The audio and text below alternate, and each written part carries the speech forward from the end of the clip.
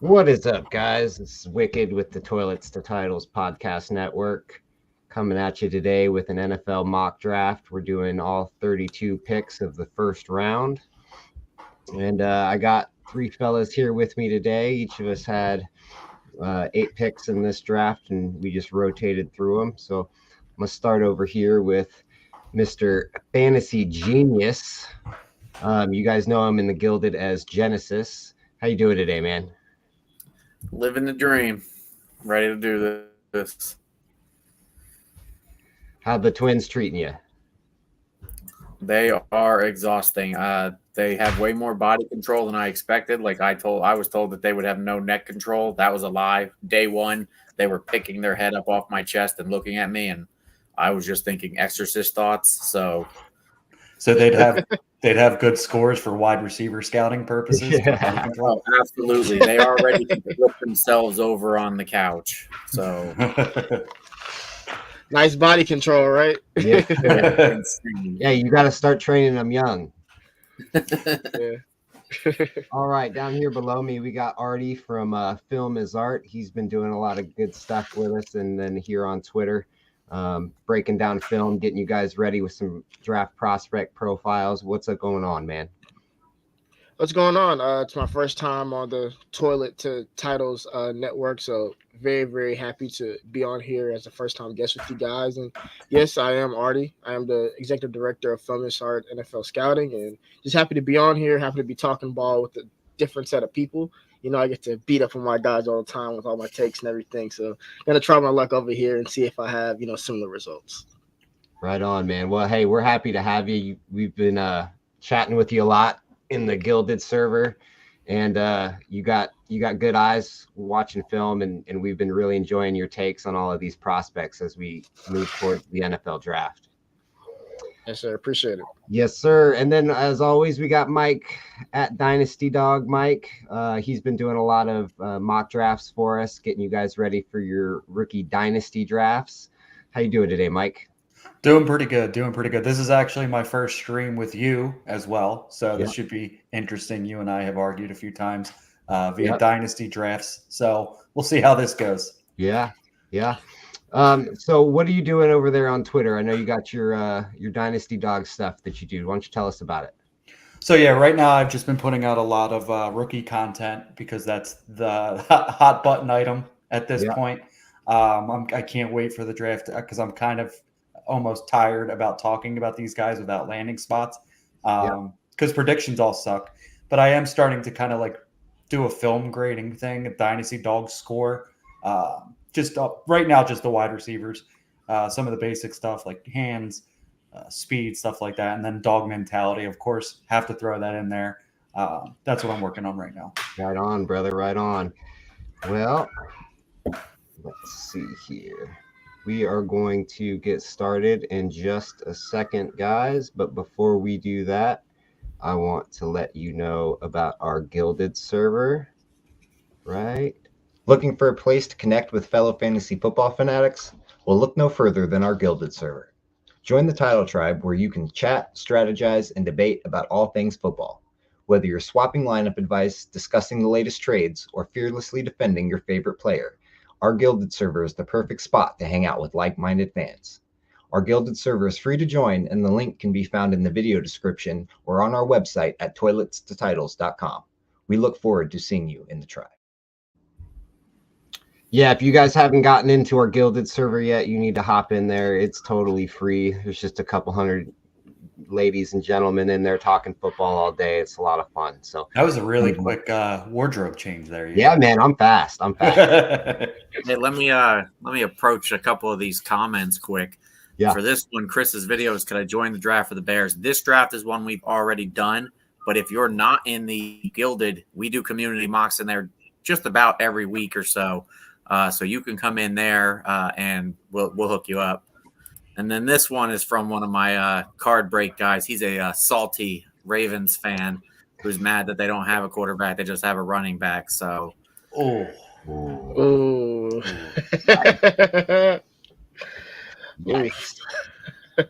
man. The answer to this question is no. I'm going to be pretty upset about the Cowboys' loss to the Oh, Packers man. for probably the rest of my life. It's going to sting a little bit. I'm still mad about the last time that the Packers broke the Cowboys' heart in the playoffs when Dez definitely caught the football. It's And, weird because he didn't. Yeah, I'm gonna stay salty about that one for a while, at least until the season kicks off. I need some at least some regular season wins to get my mojo back and get me excited again. Yeah, I don't think I'll ever get over that loss. I'm a Cowboys fan too, by the way. I don't think I'll ever get over that loss. It was Yeah, it was so brutal. Like the Dez catch was one thing, but this loss, like we lost to Jordan Love and the Green Bay Packers, a team full of like 23-year-olds. It was the way that they lost. It was the way that they lost. They just got outclassed from the whistle, and it was just by the third quarter, it wasn't even worth watching anymore. I turned it off. I came to my room. I actually went and got a Chipotle bowl. Like, I was done. I just like to say I watched the whole thing, but that's because I took the Packers on the money line. So sorry, fellas, it was my fault. I cursed them.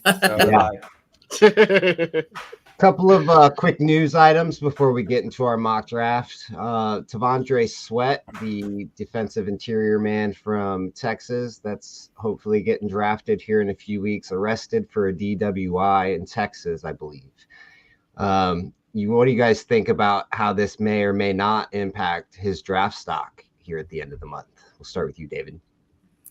Obviously, any bad news is not great when you're looking to get drafted high. And a lot of these teams, like, I'll speak for the Steelers. We don't go for the guys with any kind of outside drama kind of thing. Other than AB, we put up with his stuff and we were done with that. So, what do you think, Artie? Do you think this is going to impact him at all? It's tough because, for one, just gotta get this quick joke off here. I wonder how many he had to have to get drunk. Yeah, he's a big dude. He weighed in at 366. He weighed in at 366 exactly at the combine. So I'm like, how much did it take? But on a more serious note, I believe that it shouldn't really affect his draft stock. We've seen prospects have worse off the field issues or occurrences and still go, top 50, top 75. I think his range is still going to be the same. He's a 350-pound plus one tech. So he's probably still going to go between 50 and like 80. He's probably still going to go in the same range. But I do believe that the team that drafts him probably will just like ask him about it. Like, after, he gets drafted, after they get in the building, like, hey, what was up with that? Like, we can't have that happen again. So, yeah. What do you think, Mike? You think anybody's going to pull them down their boards for this? I don't necessarily think so, but it could, just because of the fact that, I don't know if you guys have noticed, it just feels like there's been a lot of issues with NFL players and driving recently. Like, between the Rashid Rice situation, now this, like, I think the NFL needs to start cracking down on a lot of these situations because it seems to be happening more often than I can remember. But it could just affect it slightly, but maybe not so much. The other thing about it is how close it is to the draft. The NFL likes to drag their feet when they're investigating these things, and it just does. They don't have a whole lot of time to get the details, to get the facts. So some teams might just be scared off a little bit, not knowing what his punishment might be if he gets a punishment, etc. Right. Yeah, that's what I was going to say too. The proximity to draft night, I think, might hurt him a little bit because it's going to be fresh in everybody's mind when they're on the clock. And they're considering him. And then, like you said, they're not going to have as much information as maybe what they would have had if this happened a month ago. And then the other thing I wanted to touch on was the Stefon Diggs trade. Big news out of Buffalo, again, just continuing to tear that roster to pieces. Diggs has been in question on whether or not he was going to be staying in Buffalo for like 3 years in a row now. Almost the whole time he's been there, every offseason, it's been like, is Diggs going to be traded this offseason? And it finally did happen. So we'll start with you, Mike. What do you think about this trade for Stefon Diggs, both from a fantasy perspective and, real NFL implications? So I'm going to come out the gate hot and say that Houston is the new big man in town in Texas. They are an offensive juggernaut at this point. Well, on paper, let's be honest, because these things have a habit of not working out as well as we always think they will. They were a surprise team last year. You're adding a Pro Bowl caliber wide receiver to an already very good offense. This Bills window seems to be closed. So I guess they're trying to get younger, trying to get some older players off the books, some malcontent players off the books. I think the night before Diggs got traded, somebody tweeted out, was Josh Allen the reason for Stephon Diggs' success? And he said, "You sure?" ? And then like 4 hours later, he was gone. I was like, what is happening here? So I think it was time to move on for both. Yeah, what do you think, Artie? Do you think that this was a good move for Buffalo? I can't really touch on it from the fantasy perspective. Like, I've only been playing fantasy football for 2 years, but I can touch on it from the NFL perspective. I think Buffalo and Houston kind of made the best deal for each other. I think if you look at Buffalo's situation, you obviously paid your quarterback in Josh Allen. So there comes a time, especially when you pay these quarterbacks, these elite quarterbacks like him, these big contracts, where you start having to, pinch the pocketbook. Basically, these higher other paid players around them, they have to, go their separate ways or take pay cuts. Well, I don't know. I don't have any sources in the Buffalo Bills locker room, but it's pretty clear that Stephon Diggs probably did not want to take that pay cut. And let's be honest, him and Josh Allen haven't been seen eye to eye anyway for a long time. So the trade is good on that end for Buffalo. And for Houston, you literally just had probably the greatest rookie quarterback performance in NFL history with CJ Stroud and how he performed last year. How do you continue to let him, develop into, that superstar quarterback that he could potentially be? Well, you go get him a number one receiver. He didn't even need one. Like, Nico Collins had an outstanding season last year and gave you wide receiver one type production. But then you add Stephon Diggs to that with the Tank Dell. Like, I agree with Mike wholeheartedly. Like, Houston is one of those teams in the AFC, like, you have to take seriously as a contender after this trade. Can I ask one question real quick from a dynasty perspective? I'm starting to think it's hard to say this, but I think CJ Stroud might be a sell in regards to dynasty purposes because his value is so high right now. Like, we're talking QB3, Josh Allen. What's that? I think last I saw he was QB3. Yeah. I mean, I've even seen him higher than some people's rankings than Josh Allen, and I would gladly – I mean, I love CJ Stroud and all, but from a fantasy perspective, he's not going to get the rushing touchdowns or anything like that Josh Allen's going to have. So I would gladly trade those two straight up and get Josh Allen's side or, even tear down, grab, Justin Herbert, Anthony Richardson, a really nice plus on top of one of those players. I think you could be in the gold if you did that. Yeah, I think that's a pretty smart move because you can still, if you tear down especially, you can still get a really solid QB1 and then get a really nice topper. And I think for most teams, that would be something that would be beneficial. Stroud is going to be great. He's going to be great for a long time. I think after seeing him play his rookie season, most people can agree on that. But I don't think that he's going to be able to, fantasy-wise, live up to his current stature as QB3, QB2, just because that's not his game. Real life NFL eliteness does not always translate to fantasy eliteness. And I just don't think that Stroud has the rushing upside necessary to really break into that top tier of quarterbacks where he's currently being valued. So, David, what do you think? Do you think that Stephon Diggs is a locker room cancer and that he could potentially make things worse in Houston? So yes and no. Yes, he is a locker room cancer. He's got a big ego, as you saw in Minnesota and then you saw in Buffalo, which is why Houston said, we're not going to sign you to a long-term deal. We're going to let you play out this 1 year, teach our young guys some stuff, and then you can hit the road, which was smart for them. And he could play himself into a bigger contract, obviously. I believe the exact tweet was, does Josh Allen benefit from a wide receiver one? Yes. Yep. Can Josh Allen succeed without one? Yes. To which Stephon Diggs said, "Are you sure?" Yeah. And that's what we're going to find out. I mean, we're going to see what Josh Allen can do with a Bear cupboard, because that's what it looks like up there. My worry in Houston fantasy wise is it's going to be a dart throw who's performing each week. A lot of these teams with too many weapons, it makes fantasy real hard to choose which guy he's gonna target that week. So his name is Dalton Kincaid, and he's probably going to get 15 targets a week. Oh no, I mean in Houston. In Houston, yeah. There's going to be a lot of spreading the love in Houston, I'm sure. I'll take any Dalton Kincaid propaganda possible. If you want, I'll go throw the jersey on because that dude's going to be good. I really think he's got top 5 fantasy potential, and especially this year. I do think the Bills make a move at wide receiver, whether it's one through like Brandon Ayuk, because apparently he's unhappy in his situation. They possibly move up in the draft to grab one of the top, 3-4 guys. We'll have to see. So it's going to be really interesting here to see what Buffalo does. Right on. Yeah, Buffalo is probably moving into some rough seas for a season or two. But when you got Josh Allen, there's hope. So I think they're going to be just fine. So we're going to jump into this mock draft that we did earlier today, and we're going to go pick by pick and give you guys some analysis on every rookie that we selected for these teams, how they fit, and pros and cons of each. But before we do that, I got our man Justin here going to give you guys a little bit of insight on our partnership with Rival.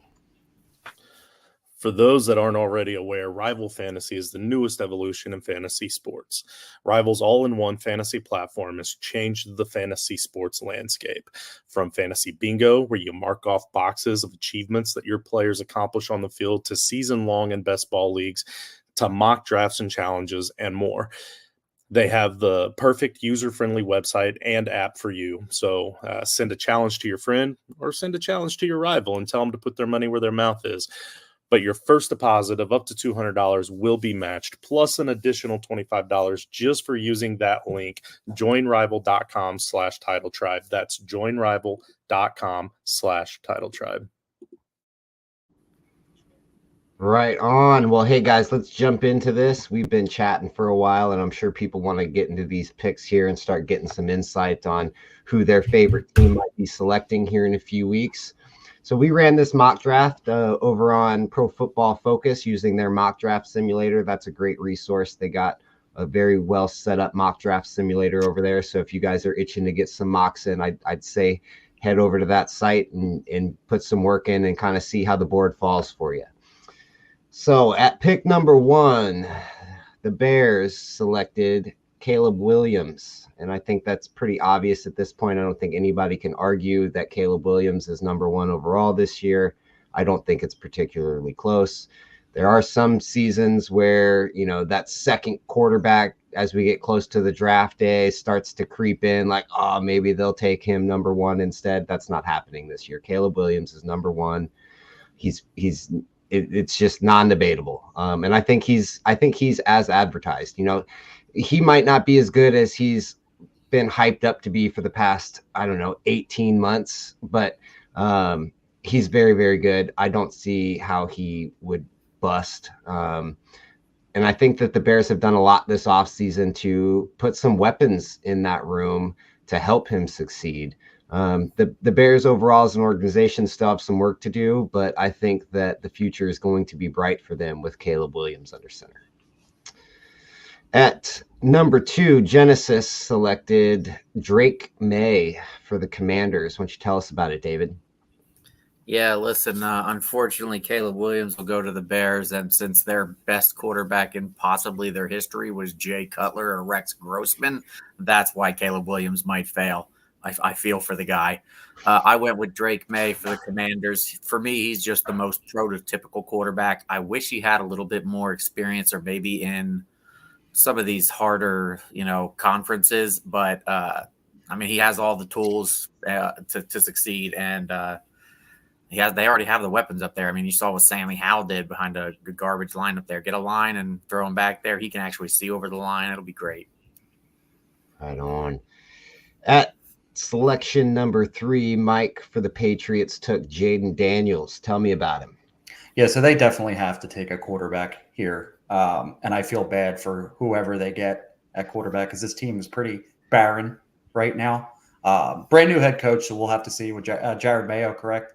We'll have to see what he's able to do. But Daniels is an extremely athletic quarterback, and I really like his arm. A lot of people keep comparing him to Justin Fields, and I don't see that. I mean, I see the athletic ability being similar, but he's got a much better arm, and his arm strength is much better than Justin Fields. So we'll have to see if it translates to the NFL. Did he maybe benefit from having 2 first-round wide receivers possibly coming in the draft? I don't know, but the arm talent's there, so we'll have to see how it translates. Do you think that the Patriots will be patient enough with him as they build a team? Because I even if Jaden Daniels is awesome, I don't see that team being successful for at least a year or two. Well, so probably I think that Jared Mayo is kind of like their hand-picked guy, a guy that's been part of the organization for a while, been part of the team.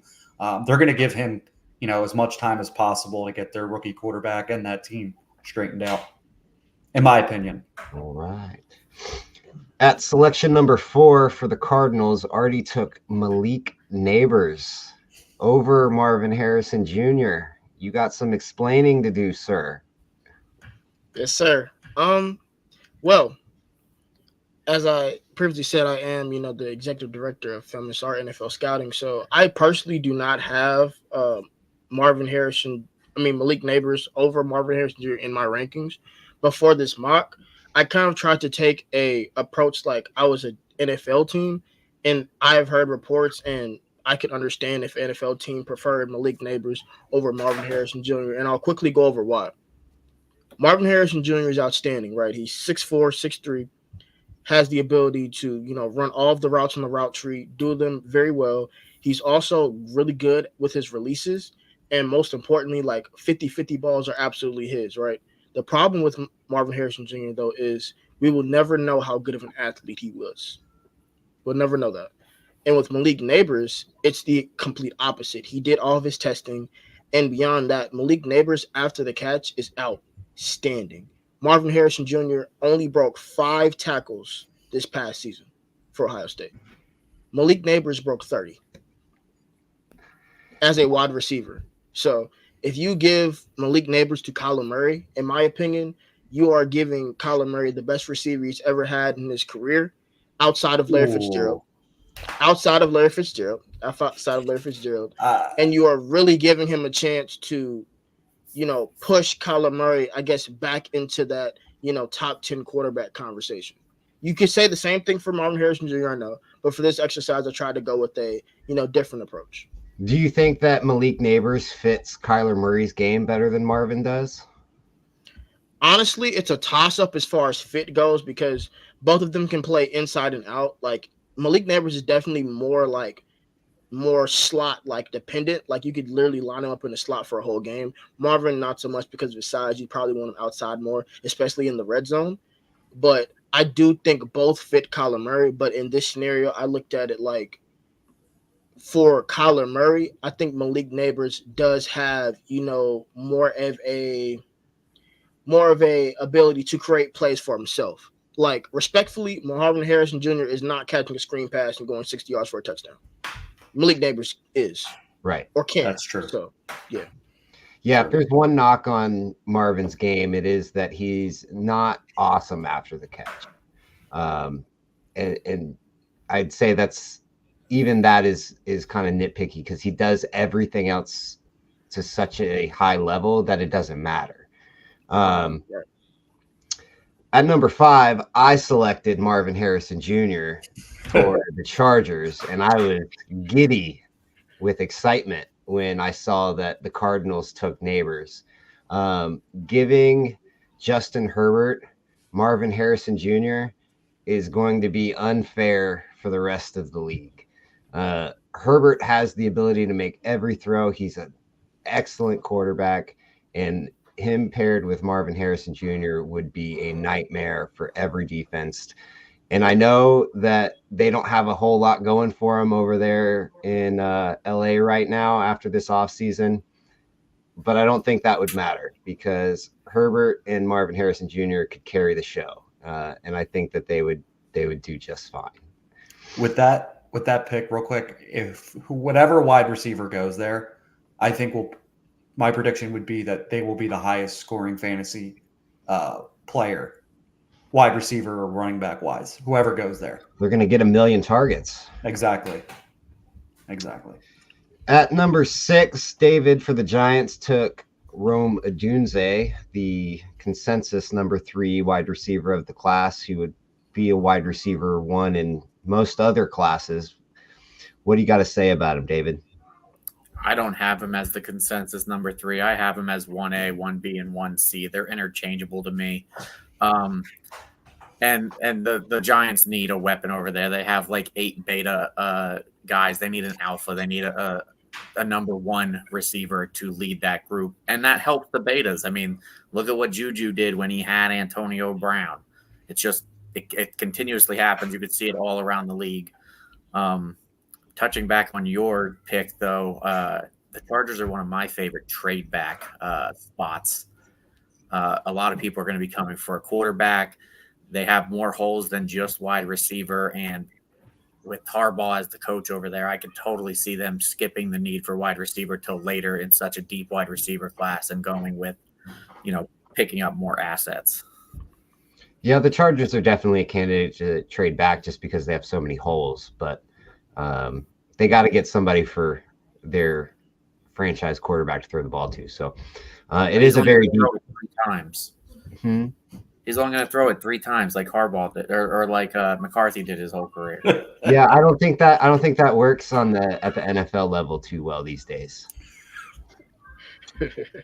All right, so Rome goes 6 to the Giants. I think that's a great pick. I think that the Giants are desperate for an alpha wide receiver. One of my favorite moments from Combine Weekend was after everybody else was done in the wide receiver testing, Rome was still out there on the field by himself with a couple of testers running a 3-cone drill because he just couldn't quite get it perfect the way he wanted it. And that type of work ethic and that dedication to perfection at the position, I think, is something that the Giants desperately need because they do have some talented number 2s over there. But they can't perform because they have no number 1. And so I think if you got a guy like Rome, who is an absolute dog that's going to be locked in every week, it's going to open up that offense a lot. And maybe Danny Dimes can save his career for at least another season or 2. I don't know if I've ever seen a 75% contested catch rate ever in my life. And that's what Rome has. Yeah. It's his ball. There's no such thing as 50-50. All right. At number 7, Mike for the Titans selected Joe Alt. Getting Will Levis some protection. Yeah. I think this is probably the biggest slam dunk of the draft other than Caleb Williams going 1. The Titans are trying to build around Will Levis, and they went out and got Calvin Ridley. They got Tony Pollard. The thing that they're missing the most is that atrocious offensive line that they have.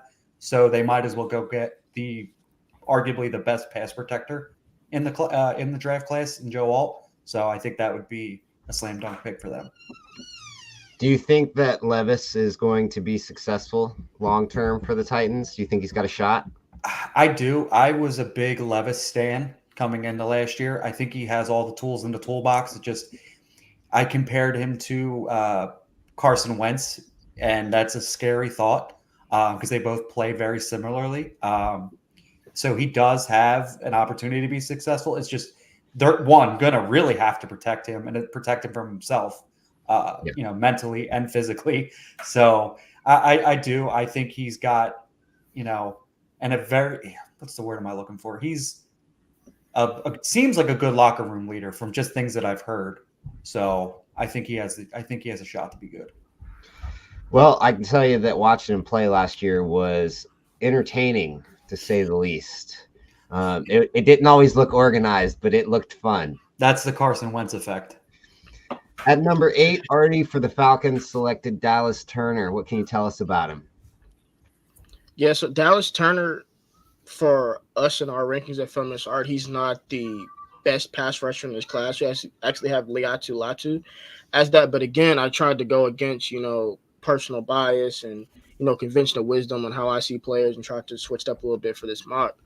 For me, when it comes to Dallas Turner, I think Dallas Turner and the Atlanta Falcons are pretty much like the perfect fit as far as any edge rusher or a team in this draft. When you look at Raheem Morris's scheme and you look at what Dallas Turner does, his ability, be able to drop in coverage a little bit as that like 3-4 like outside linebacker / edge rusher, and you also look at how he attacks the run game and how he rushes the passer, I think that he could be a very, very, key, franchise cornerstone for Raheem Morris in his first season as head coach in Atlanta.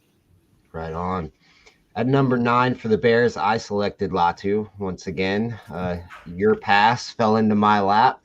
I think that Latu is the most skilled edge rusher in the class. You can argue if he's the best all around end because everybody's got some strengths and weaknesses, but I think that he's pretty agreed upon to be the best pure edge rusher. He's very technical. His technique is so great. And I think that he's going to be an impact player year one. And I think that the Bears invested a ton this offseason in their offense, trying to get some weapons in there for their rookie quarterback that's coming in. I think taking this number 9 pick, if they choose not to, try to trade back, because I've heard a lot of mocks where the Bears are trying to move out of this number 9 pick and pick up some more selections. But if they stay here, I think getting some help on that defensive line is going to be the way to go for them. I think their offensive line needs some help, but I think it's good enough.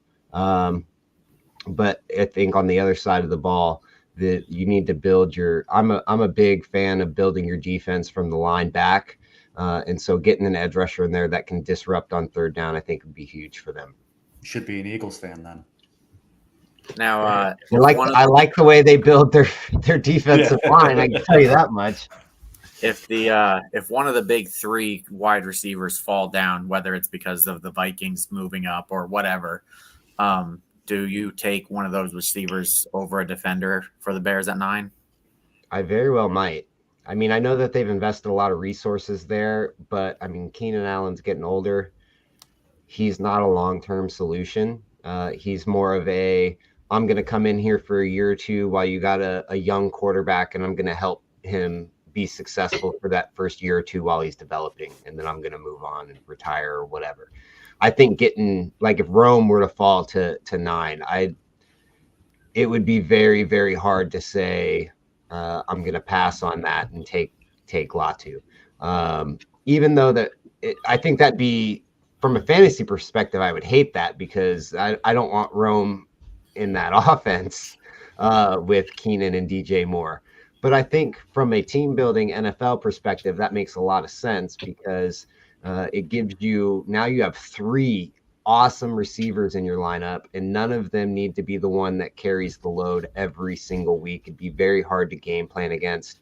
It would give Caleb Williams a ton of options, and it would give him a variety of receivers that win in different ways. So sounds a lot like how the Texans are building their offense. Yeah. So, I mean, it would make a ton of sense if it worked out that way, and it very well might, because I've seen some mocks where you got 5 quarterbacks going in the top 10, and I don't personally see 5 top 10 quarterbacks, but if we know one thing about the NFL, the teams get desperate and they will absolutely reach for a quarterback. So certainly possible. All right, at pick number 10, David took Brock Bowers for the Jets. The all-world tight end sneaks into the top 10 of the draft. What do you got for me, David? Yeah, listen, as far as I'm concerned, they don't need any help on defense. They have one of the most solid defenses in the NFL. And I just went best player available on offense. I could easily see them going with any of the tackles that are available.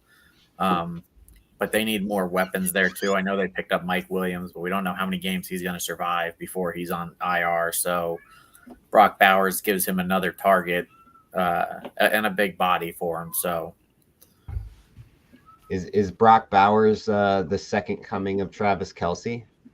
No, you don't think so? No, I don't think so. right. He's I damn like good, him, and though. he's the tight end one. Yeah, he's the tight end one in this class, but I don't think he's the next Travis Kelce. At pick number 11, Mike for the Vikings took Jared Verse. Yeah, so this might be a little bit of a surprise to some people just because I imagine a lot of people would think Minnesota would take a quarterback in this situation. And I thought about it, to be honest. Like I thought about Michael Penix, who goes shortly after. But they just gave Sam Darnold $10 million to play quarterback, right? That's a pretty hefty paycheck to be paying a guy. So I see them rolling with Sam Darnold for a year. They just lost Hunter, their best defensive player by far on that defensive line. Verse could come in. Obviously he's not to that degree of a pass rusher as Hunter is currently, but he's athletic. He gets off the ball pretty well, good bend around the corner. So I think it would be a very good pick for them. Do you think that Sam Darnold can have a career second chance similar to what we saw out of Baker Mayfield last year with the Bucs? Don't give me hope because I just spent a lot of fab money on him in a couple leagues. No, I mean, with Justin Jefferson, Jordan Addison, and TJ Hawkinson, to be honest with you, anything is possible. That is a very good offense in general. Yeah. So it wouldn't shock me if Sam Darnold turns out to be pretty good. This is arguably, I mean, he didn't get to play for the 49ers at all. This is arguably the best offense he's ever been a part of. Yeah. Right on. At pick number 12, Artie for the Broncos took Michael Penix Jr. Taking a QB. Yeah. Kind of fell into my lap there. I believe that Michael Penix Jr. with his abilities, especially throw the deep ball and his ability to read defenses, will really serve him well in a Sean Payton offense. I think also, too, the reason why I went him instead of like a J.J. McCarthy or a Bo Nix. For Bo Nix, obviously they're both older prospects, but for Bo Nix specifically, I think in my humble opinion, the lack of, arm talent when it comes to Bo Nix, I think really shows up on tape. And I wonder if, obviously because Penix has the injury history, I wonder how teams will see, the injury history, but the stronger arm, or the weaker arm, but the more, playable system type of quarterback with Nix. So I decided to go with Penix just for, a higher ceiling potentially. And as for I'm sorry. As for JJ McCarthy as well, and why I passed on him, JJ McCarthy is a very, very tough quarterback for me personally to not evaluate, but have a really strong feeling on, because while I am enamored with the arm, I do feel like he was kind of neutered at Michigan, and I'm wondering if he was neutered because of his own ability or lack thereof.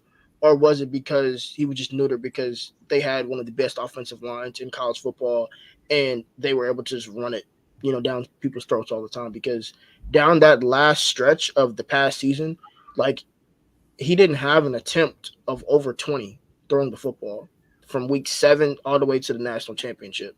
So as a, evaluator, I'm asking myself, why is that? Because that's very rare. These are games, obviously in the Big Ten, it's cold and everything. I get it. But why did your offensive staff not trust you to throw the football more than 20 times? So that's another reason why I chose Penix over, McCarthy. I've seen him be able to throw the ball, when his team needs it, and just be able to just throw the ball in general.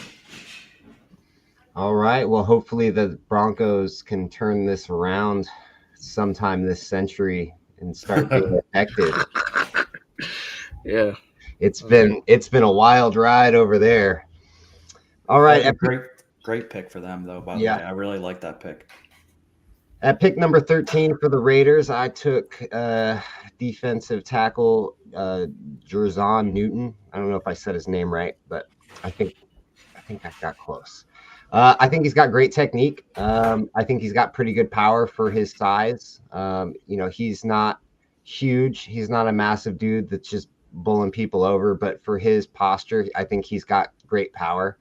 And the Raiders have so many holes that I picked the best player that I thought could fill one of them. And like I said earlier, I like to build my defenses from the line back.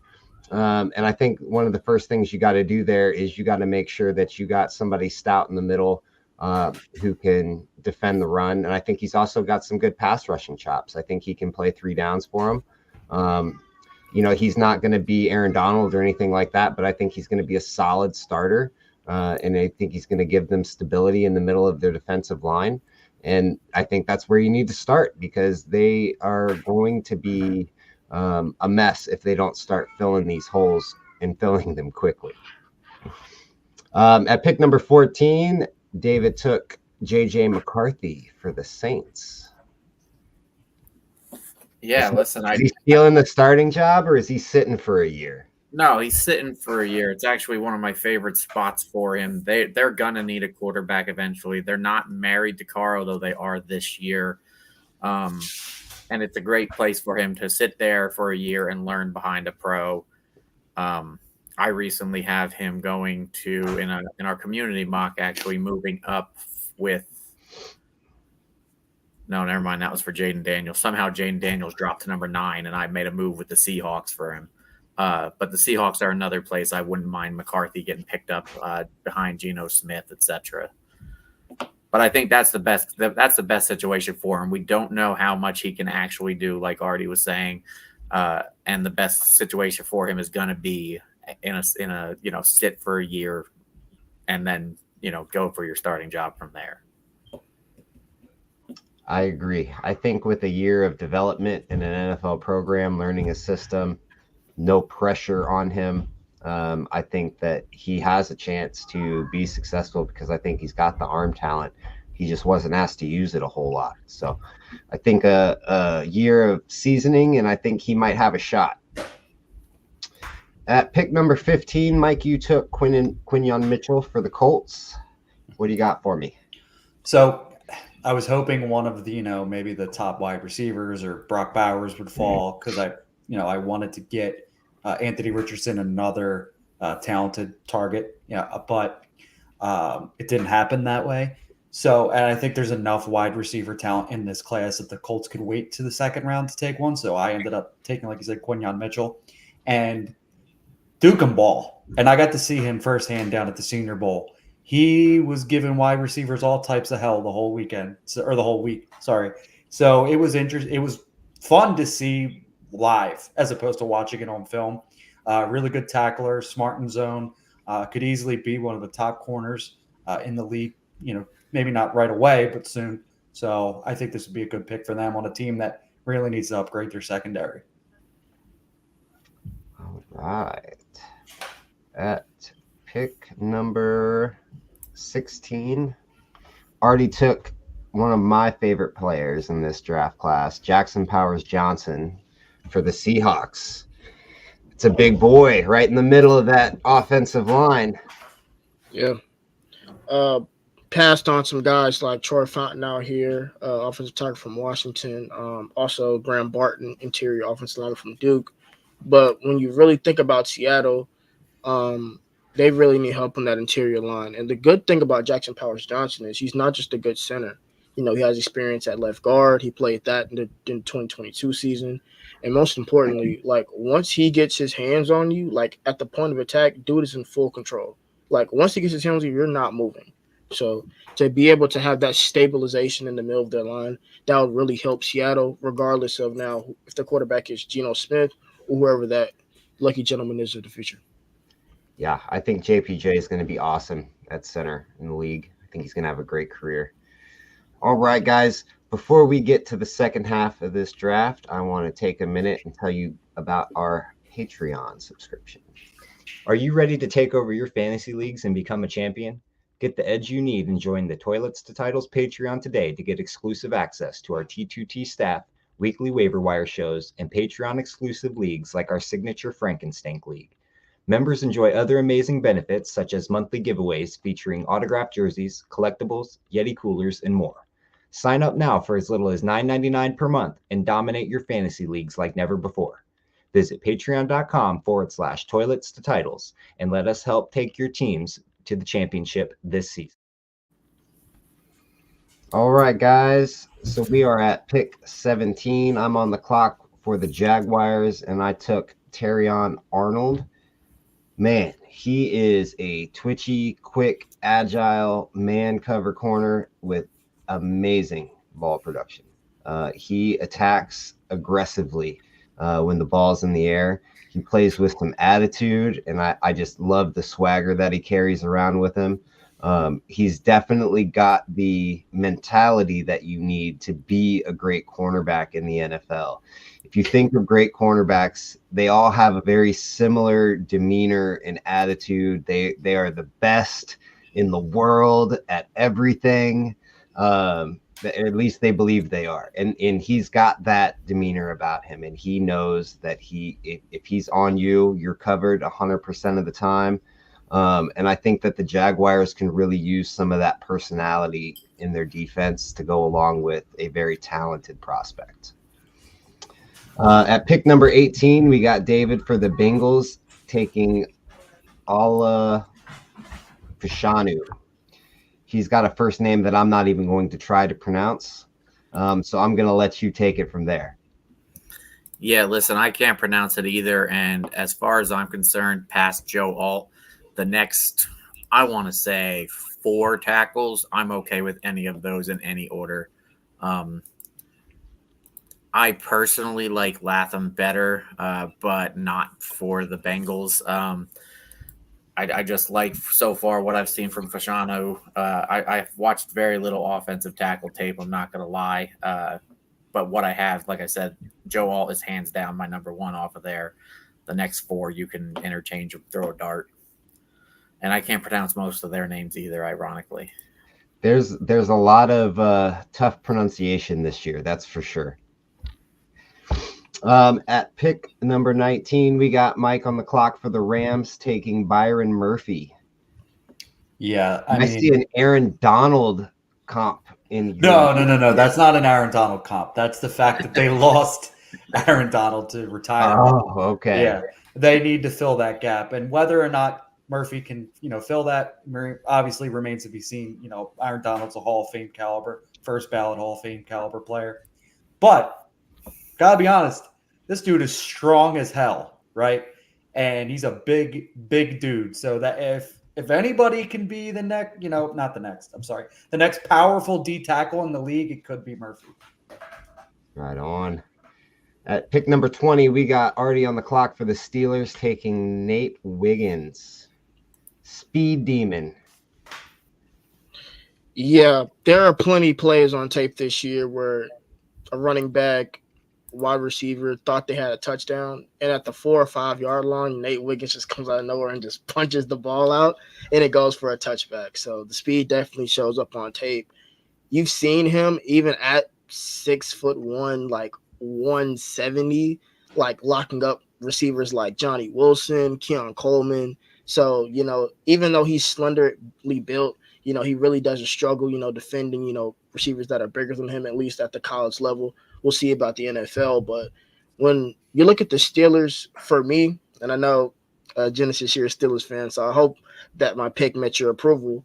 But when you look at the Steelers, when you have, Joey Porter on one side, I believe if you finally stabilize that cornerback room for, I believe, the first time in a while with Nate Wiggins and Joey Porter Jr. as your bookend, young quarterback tandem, I think you're pretty set for a while there in Pittsburgh. Yeah, I want JPJ just because that to me that's our most gaping hole. But I also believe, for the Steelers for a while, we could stop just about anybody's running attack, but you could throw all over the Steelers. Even if we tighten up in the end zone, you could get down in there throwing the ball. Get another cornerback opposite of Joey Porter Jr., and I am ecstatic. I personally prefer Cooper DeJean, but I love Wiggins' speed for sure. Can't teach speed. No, sadly, you cannot. All right, at pick number 21, I was on the clock for the Dolphins, and I took Graham Barton. He's got short arms. That's the first thing that everybody always says about him. His arms are short. I know. Everybody knows. I don't think it matters. He's so sound with his technique that, he might get taken advantage of every now and then when it comes to somebody rushing him with length. But he is a technician that's not going to get beat very often. He's going to be very consistent from play to play and week to week. And he's going to provide a lot of stability in the front of that pocket for Tua. They got all these weapons. They got all this speed. He does not need a lot of time for his receivers to get 40, 50 yards downfield.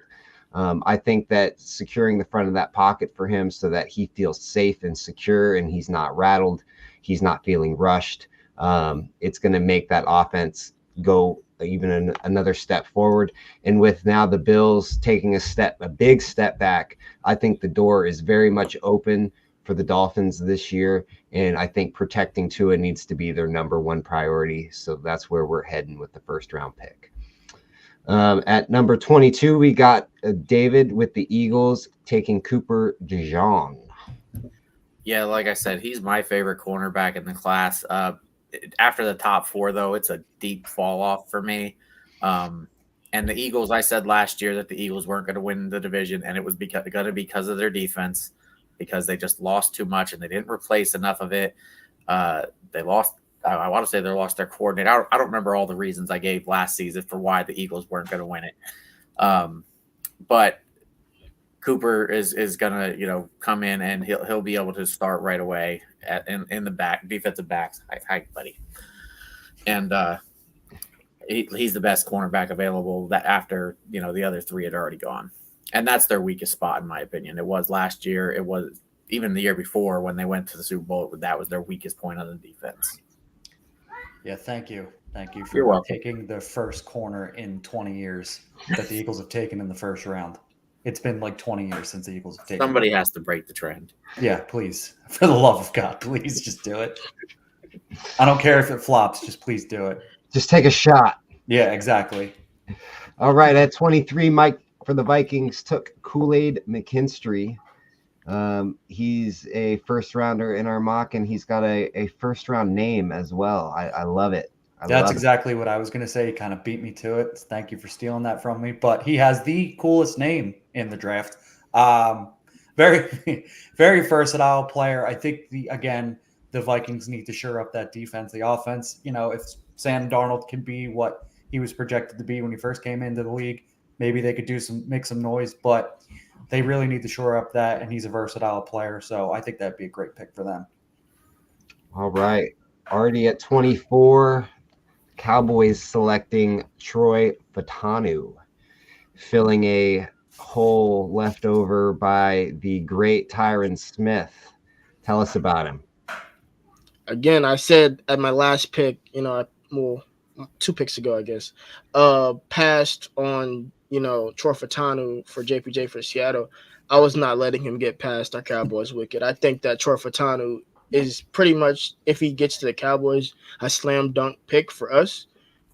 His ability to just be such a firm anchor at left tackle really gives you the flexibility to say, Tyler Smith, you can stay at left guard. It's fine. I know Tyron just, went to New York or whatever, but you can stay at left guard. You can be an all-pro left guard again, and we can let Troy Fautanu protect Dak Prescott's bronze side. Yeah, I agree. I would be thrilled with this pick as a Cowboys fan. I'm really hoping that they do something to allow Tyler Smith to stay at left guard. I think that he is a great left guard. I think he's got potential to be an all-timer at left, or I think he's great at left tackle. I think he's got potential to be an all-timer at left guard. He's taking great leaps between season 1 and season 2. I think he is awesome. I would hate to see them shift his position again. His rookie year, he was kind of back and forth between left tackle, left guard. Last year, he really got to stay there and he thrived. And so I'm hoping that they can find a solid left tackle so that they can leave Tyler Smith alone and minimize the shuffling that's going to take place on the offensive line with the departure of Tyron Smith and Tyler Biadasz. All right, at pick number 25 for the Packers, I took J.C. Latham. This dude is strong. That's notes 1, 2, and 3 for me. When I watch him, he is powerful. I think that he's going to be able to operate at a very high level at either tackle or guard. I think you get him in there, you figure out where the hole on your line is, and then you just put him in that spot, and he's going to kill it. I think that he's got that type of versatility, and I think that this is a slam dunk pick for the Packers. And I think that if you're a Packers fan, you should be ecstatic about this. You've got a young team, you've got a great quarterback, you've got an up and coming receiving core. If you get a guy like Latham in there that can just absolutely dominate on the offensive line, you're really going to allow that offense to start cooking. At pick number 26, we got Genesis for the Bucks taking Chop Robinson, Mr. Pork Chop. I think that's what he said his mom called him. Yeah, listen, as far as Latham goes, he's going to look great when the Chargers trade back out of their spot and pick him up because he's exactly what Harbaugh wants. However, as far as Chop goes, Jared Verse would be my favorite fit here. In-state edge rusher. He's already visited the team. It's one of their top needs for sure. And so I just went with the best one left. But they were very interested in Jared Verse. I wouldn't be surprised if they even tried to trade up for him. So you consider Chop Robinson the backup plan here? Yeah. I mean, my favorite edge rusher is also Latu. He's my favorite defender in this class, but he's not going to be available down there. Jared Verse, I've seen him fall in some of these down to the end of the first round, so they could trade up for him. But if they don't, Chop's the best one available left. Cool. All right. Chop. At 27, we got Mike for the Cardinals taking Darius Robinson. Yeah, this might be a little early to some people, but I was going to take Chop Robinson, and I got sniped. Also, just side topic, the fact that I'm the Dynasty Fantasy Football guy and I'm taking a lot of defensive players for almost every single one of my picks is something I didn't think was going to happen. But this dude's 6'5", 285. That is a big fella, NFL size, strong physical edge rusher. So he also scored a 9.64 RAS score, which is impressive for a dude that big. I think he could cause some hell in the NFL soon. Yeah, I agree. At pick number 28, we got Artie for the Bills taking Keon Coleman.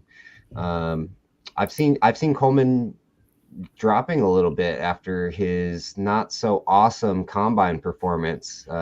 Sell us on this for the Bills, man. So it's even a hard sell for me because Keon Coleman is currently my wide receiver 10. But when you look at Buffalo's situation, Buffalo has to get desperate. Desperate times call for desperate measures. You just got rid of Stephon Diggs. You let Gabe Davis walk. So in my head, in Buffalo's mind, they're looking at guys like, let's just get the wide receiver left on the board that has the most wide receiver 1 traits, and let's see what we can do with him. We have Josh Allen. We have Superman at quarterback. So let's see if Keon Coleman with his wide receiver 1 traits, because despite his bad athletic testing, he still ran, I believe, 21 miles per hour per whatever the speed GPS tracking. Yeah. GPS tracking. Yeah. So when he has the football in his hands, he can run faster than he can, out of a 3-point stance. But, with his ability, catch 50-50 balls and his ability to, at times create after the catch, I think that Josh Allen would really like, having him as a target. But more importantly, again, when you literally wipe out your wide receiver room, you try to get the receivers that offer the best traits for you. Because at that point, then you can build your room around them. Yeah, I think Coleman for me was a guy whose testing didn't really line up with his tape. He looks a lot faster on tape. He looks like his game speed's much faster than his timed speed on the track. I think that his fall is understandable, but I think he's a solid, really good receiver. And I think in a few years, nobody's going to care about these combine numbers anymore because he's killing it. All right, at pick number 29 for the Lions, I took interior offensive lineman Zach Frazier. I think he projects as more of a center. I'd like to see him at guard. And he'd also provide some really good Ragnow insurance for the Lions. He's another guy whose arms are a little short, but he plays with really good power. I think that he could be a serviceable starter at guard and a very good center should that switch ever need to be made. At pick number 30, we got David for the Ravens taking Brian Thomas Jr. This is a little later than I've normally seen him go. He's normally much higher on people's boards. What do you got for me? Yeah, first off, I can't believe you made me pick anything for the Ravens. As a Steelers fan, I loathe the Ravens. Well, you made a great value pick for him too. I did, and I was tempted to go quarterback because they need one of those because they have a running back under center. But I went with the best receiver on the board left. I think that they need another weapon over there. Zay Flowers worked out great last year. Get another young guy in there, and Brian Thomas, if he falls to 30th, to me it's just a no-brainer. He's my wide receiver 4, and to me it's like the top 3 are interchangeable. Brian Thomas is 4, and then the next group starts. So, to me, it was just a slam dunk pick, as disgusting as anything helping out the Ravens. I think that if he was available at pick number 30, they would be sprinting to the podium with the card in hand. Yes. Could I just say that when I picked Keon Coleman for the Bills, I thought Brian Thomas Jr. was gone. So the fact that Brian Thomas Jr. is a Raven, and I'm finding this out live on air, I'm just like, man, when you took Keon Coleman, that's gonna be a bad look in the comments. So I just want everybody to know, I thought he was gone. I was shocked that you took Coleman when he was there. I was thinking that I was going to take a wide receiver for them regardless. And when you took Coleman, I was like, oh, this is easy now. Yeah. All right. At pick number 31, Mike for the 49ers took Xavier Worthy. Yeah. So there is some scuttlebutt going on about Brandon Ayuk. We're not 100% sure what's happening there. I've heard rumors that, he might get dealt. Could be a draft day move. Who knows? Yeah, Pittsburgh Steelers. I've heard the Raiders because he's got connections with Jaden Daniels, and Jaden Daniels is possibly going to the Raiders. So all that's up in the air. And I decided to give them my wide receiver 5 of the class. The speed is undeniable. 4.21, 40-yard dash, shows up all over his film. But I also want to just talk about the route running. I don't know if you guys have seen his route running ability. That whip route that he did, that was one of the cleanest things I have ever seen in my life. And I've watched Mr. Clean commercials. That thing was wild.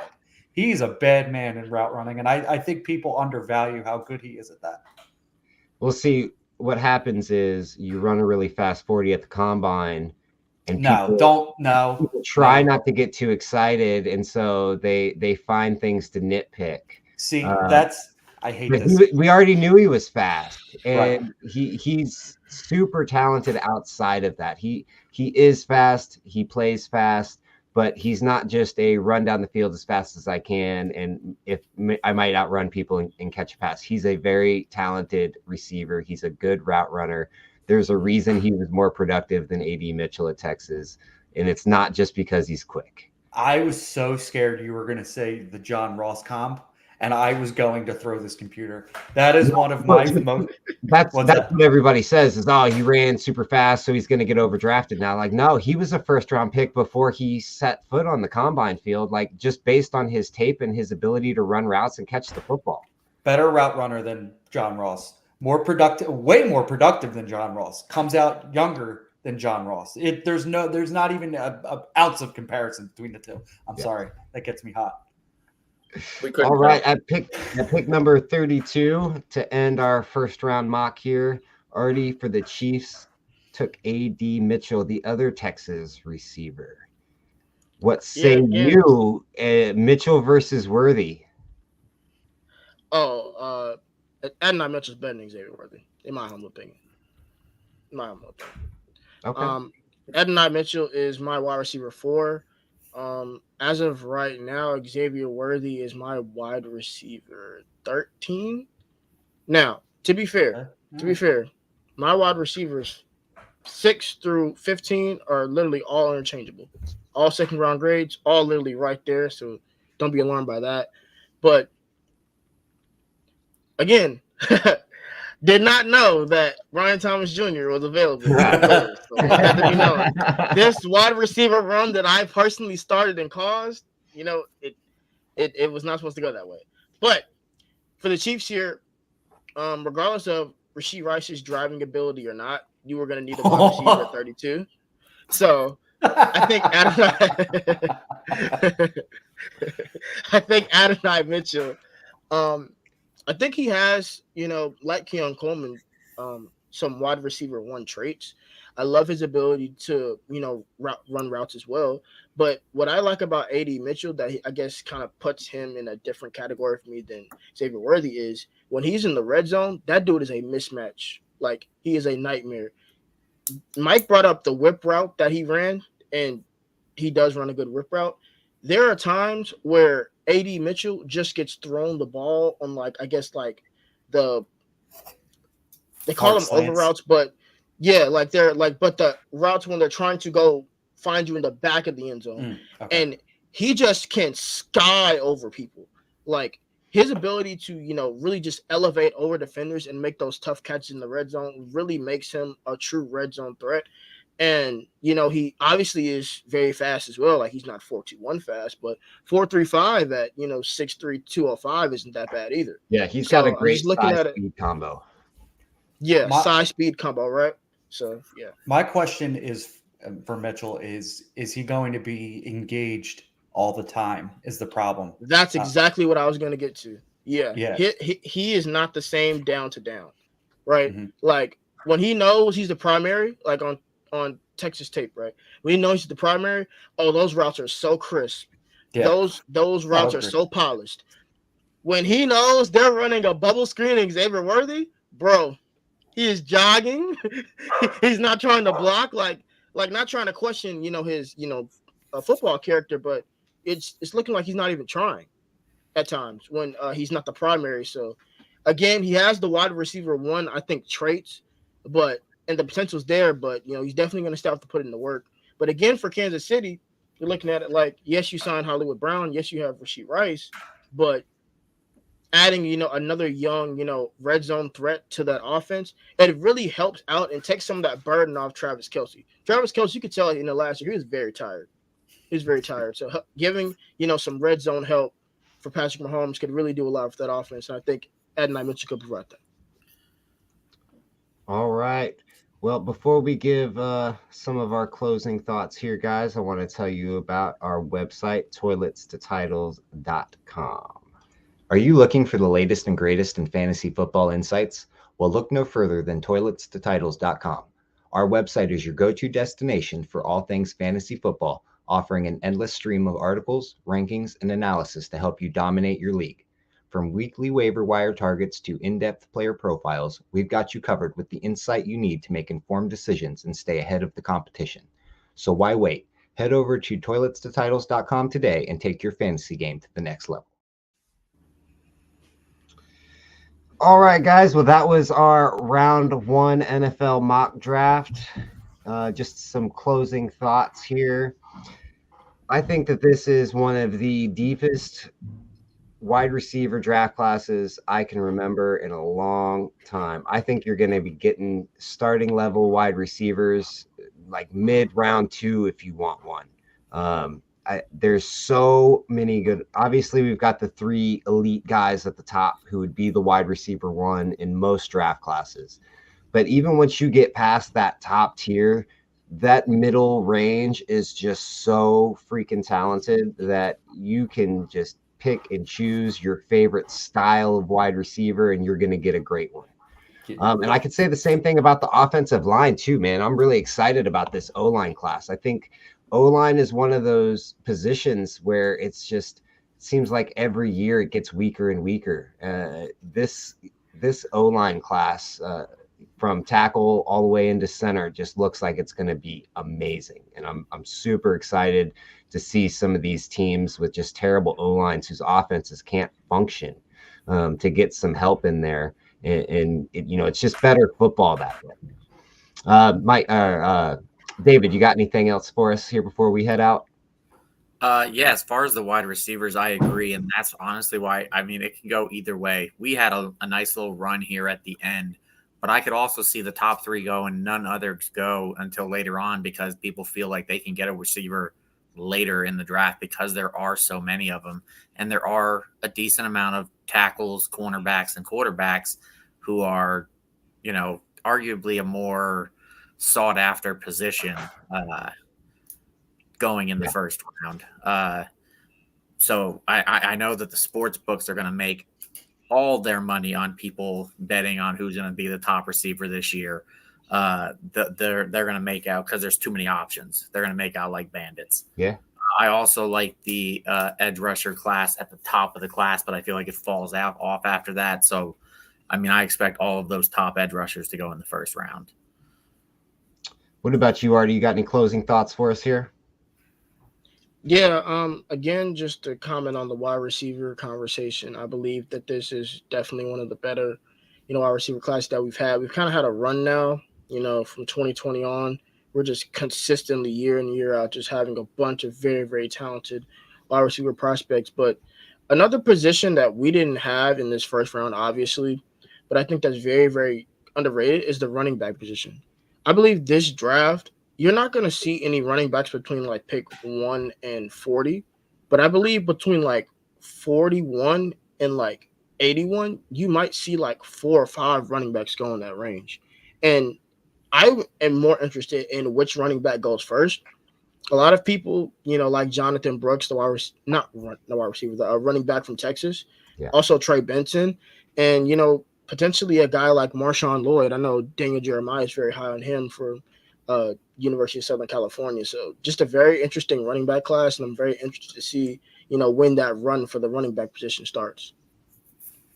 Yeah, I think that, it's been kind of downplayed a little bit. And I think the NFL kind of told us in free agency with all of these big running back contracts that maybe this is a little bit weaker of a running back class. But there's still very talented backs in there. It's just that maybe, there's no Bijan level prospects this year. But that doesn't mean that there's, a bunch of bad running backs that are going to get drafted this season. I'd say the top 4 to 6 guys are all supremely talented, and they're going to be great role players at the very least on their offenses year one. Right. So which one is the Cowboys taking with their round 2 pick? They're going to take Jonathan Brooks because they did his surgery 100%. On his knee. Yeah. And that's what they do. They do the surgery, and then they select you while you're still injured on day 2 of the draft. It's like clockwork. It's going to happen. If I bet money on these things, and I don't because I don't want to lose money, but if I did bet money on these things, I would put all of it on them taking Jonathan Brooks as their running back, because there's so much evidence that that's what they do. Yeah, pretty much. Yeah. I mean, he might be awesome. I mean, you just never know after the post-knee injury what their athleticism is going to look like. So it's just a huge gamble. If he were to come back from that knee injury and look the same as he did prior to it, that would be a great pick in the second round. But it's a coin flip. You have no idea what his athleticism is going to be after that injury, how long it's going to take him to get back to 100%, where he both physically is capable of everything that he was capable of on that knee prior, and B, mentally. A lot of people don't think about the fact that after these guys suffer those serious knee injuries, they get in their heads. They don't want to do those hard cuts because they're scared that they're going to mess their knee up again. And so there's a mental block that they have to get over as well. So anyway, Mike, you got anything for us before we head out? Yeah, so it's kind of like just me repeating everything you guys have said. The depth at a lot of these positions is very healthy. Wide receiver, corner, tackle, defensive end. It's very healthy. I do like what Artie said earlier about, I think he said from wide receiver 5 to like 15 is very interchangeable. I think that there may be some wide receivers that get pushed back. I've seen people say there might be 7, 8 wide receivers taken in the first round. I don't see that. I see between 5 and 6 is a pretty safe bet, especially with the top 3 going as early as, they're mocked as of right now. I do like what you mentioned about the running back depth. There is no, Breece Hall. There's no Bijan Robinson. There's no Kenneth Walker, Gibbs. But there's some smaller schools guys that, are going to be quality NFL players. I really like Kenami Vidal from Troy. Very good running back, very athletic running back, very strong running back. Had over 1,000 yards after contact, which is absolutely insane. Like, I can't even think like that. So he could be a really nice sleeper. So yeah, I'm very excited for this draft, and I'm just ready for it to get here. We're like, what, 2.5 weeks away at this point? Yep, it's close. We're on the precipice. All right, guys. Well, it has been a pleasure running through this mock draft with you. Please like and subscribe and follow us on YouTube and Twitter and all of the places. Throw a like on the video, give us some comments if you guys got any questions. If you want some more information, hop into our Gilded. We're always in there chatting it up. I am Wicked. This has been David, Artie, and Mike, and we will see you guys next week.